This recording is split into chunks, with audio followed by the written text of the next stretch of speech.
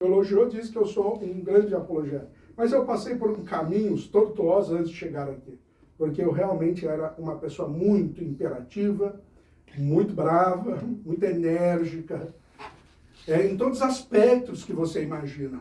E Deus, ao me levar para debates, primeiro ele precisou tratar dessa minha condição e entender, acima de tudo, que nós devemos honrar a Deus, mas isso não faz com que desrespeitemos as pessoas. Concorda comigo, pastor Mauro? Concordo 100%. Eu tive um professor, além de ser professor, um amigo, pastor José Xavier de Freitas. Ele faleceu em 2012. Estudei com ele 4 anos. Pastor da Igreja Presbiteriana Independente. Calvinista. Mas esse homem me ensinou muito. E eu dei aula de EBD. Né? De EBD na igreja dele durante 2 anos para os jovens. Eu dormia na casa dele 10, 15 dias. Eu levava a mistura, né? Pessoal, ficar ali com a despesa. Tinha um quarto lá e eu saía com ele e tendo aula com ele e perguntando e questionando. Então, eu vou dizer para você que, em parte, eu sou calvino. Amém. Porque a minha mentalidade, a minha base, a minha estrutura, que eu sou pentecostal, assembleano, nasci na Assembleia, batizei, cresci, ordenado, mas os professores que eu tive, e esse professor deu uma segurança, uma base.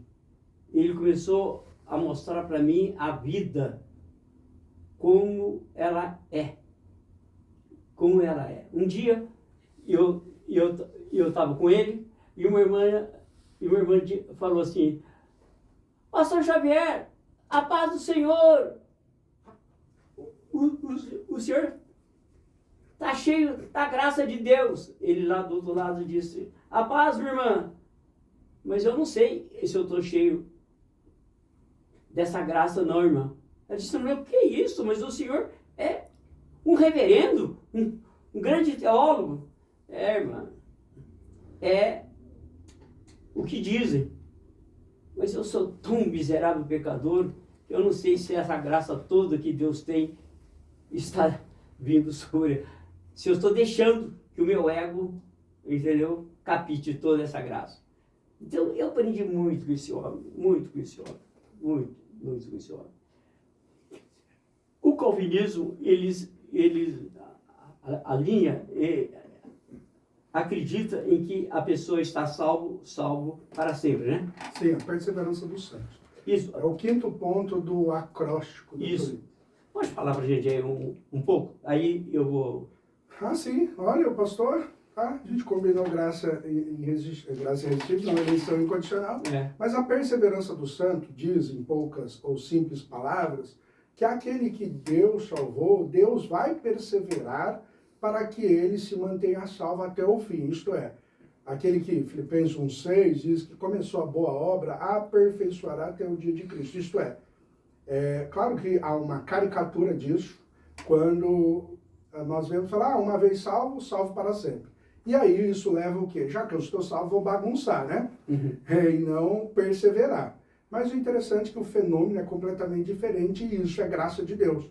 Isso é, se Deus salvou, ele vai manter salvo. João 10, 27, Jesus ele diz, muito interessante isso, né, pastor? Ele fala assim, as minhas ovelhas ouvem a minha voz e aquelas que estão em mim, de maneira nenhuma eu lançarei fora, elas estão nas minhas mãos, porque o Pai me deu e o Pai é maior que eu. Depois ele conclui dizendo, eu e o Pai somos um. Então ele está garantindo que as ovelhas estão nas mãos desse Senhor e, portanto, não caem nessa fé, não declina, embora podem, de alguma forma, ter declínios, mas Deus vai levantá-los e perseverar até o fim. Então, a perseverança do santo diz sobre isso. Mas, entretanto, ela não leva a esse pensamento, e essa é a prova de que alguém não é eleita. Quando ela pensa, se Deus salvou, eu vou me manter assim, então eu vou bagunçar. Efésios 1,4, então, diz, aí a gente pode falar de eleição, que Deus nos escolheu antes da fundação do mundo, para sermos santos e irrepreensíveis diante dele em amor. Então isso quer dizer que aquele que é salvo e vai perseverar nisso, porque Deus persevera, a resposta e o efeito é eleitos para sermos santos e irrepreensíveis. Então o que mostra esta eleição é a santidade, não ao contrário. É isso, pastor, pode falar.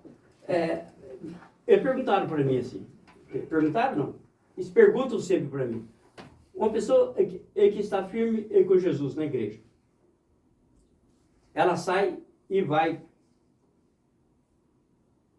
para o mundo. Eles perguntam, o seu nome, ele foi riscado do livro da vida? E eu respondo, não. Não. Por que não? Baseado em Levítico, capítulo 23, versículo 29 e 30, diz assim, quando alguém vendeu uma casa de moradia em cidade murada, então a pode resgatar até que se cumpra o ano da sua venda. Durante o ano inteiro será lícito o seu resgate. Mas se cumprindo-se um ano inteiro ainda não for resgatada, então a casa que estiver na cidade, que tem muro, em perpetuidade, ficará o que a comprou. Pelas suas gerações não sairá do jubileu. Bom, em Romanos 7,14 diz que o Paulo diz que a lei ela é espiritual. Muito bem, casa aqui é casa mesmo. Mas trazendo para nós, a casa aqui é a alma. E o muro, a casa em cidade murada, é o corpo. É o corpo. Então, a pessoa tinha, se ela vendeu aquela casa, ela tinha um ano para resgatá-la. Um ano aqui, trazendo para nós, é o tempo que nós temos de vida. Um ano, 10, 20, 30, 40, sei lá. Então, enquanto nós temos tempo para resgatá-la, estamos com vida. Se estamos com vida, nós podemos resgatá-la. Se passar de um ano, ou se a pessoa morre, sem resgatar essa casa, essa alma de volta, aí o seu nome é tirado do livro da vida. Então o senhor acredita que o homem não perde a salvação? Não, perde. E se ele não resgatar, ele tem um ano. Esse um ano não é um ano, é enquanto ele tiver vida. Ele voltou para Deus, está no hospital lá, chegou, você volta para Jesus? Sim, eu volto para o meu Senhor. Resgatado. Claro, você me pergunta para mim, se for de coração, claro que eu estou falando e que é de coração, tem que ser de coração. Então o senhor não acredita na perseverança dos santos? Ou no sentido que Deus, que salva uma pessoa, mantém essa pessoa salva baseado no que o senhor disse aí? A perseverança dos santos... Na forma que eu disse, que é a maneira que os calvinistas acreditam. Nessa perseverança dos santos, entendeu? Eu não entendi muito bem. Isso você podia colocar de novo para mim? Sim, claro. Então, por favor. Então vou citar num parágrafo aí. O Deus que salva uma pessoa vai mantê-la salva independente de qualquer coisa. Então Deus salvou essa pessoa, ela nunca mais declina dessa salvação. Esse ponto de salvação começa antes da existência, portanto, fundação do mundo.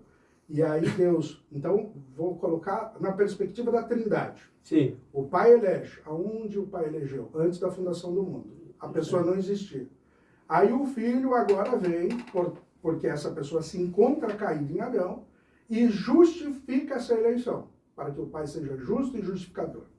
E agora o Espírito Santo vem na pregação do Evangelho, testifica, aplica essas realidades num tempo, por exemplo, eu, há 14, 17 anos atrás, quando pregaram o Evangelho, esta antes da fundação do mundo.